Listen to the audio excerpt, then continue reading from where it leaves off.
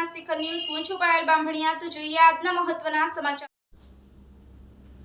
સ્વાતંત્ર્ય પર્વની ઉજવણીના ભાગરૂપે સમગ્ર રાજ્યમાં સ્વતંત્રતા સપ્તાહની ઉજવણી અંતર્ગત તિરંગા યાત્રાનું આયોજન થઈ રહ્યું છે।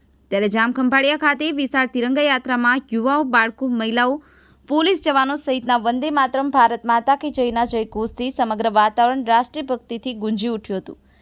દેશના નાગરિકોમાં શહીદો, દેશની આઝાદી માટે બલિદાન આપનારા વીર સપૂતો તેમજ નાગરિકોમાં રાષ્ટ્રભાવના પ્રબળ રહે તેવા ઉમદા આશયથી વડાપ્રધાન શ્રી નરેન્દ્રભાઈ મોદીની પ્રેરણા અને માર્ગદર્શનમાં સમગ્ર દેશમાં તારીખ 8 થી 15 ઓગસ્ટ દરમિયાન હર ઘર તિરંગા અભિયાન યોજાઈ રહ્યું છે, જે અંતર્ગત ગુજરાતમાં પણ મુખ્યમંત્રી શ્રી ભૂપેન્દ્રભાઈ પટેલના માર્ગદર્શન આ અભિયાન હેઠળ વિવિધ કાર્યક્રમોનું ભવ્ય આયોજન કરવામાં આવ્યું છે।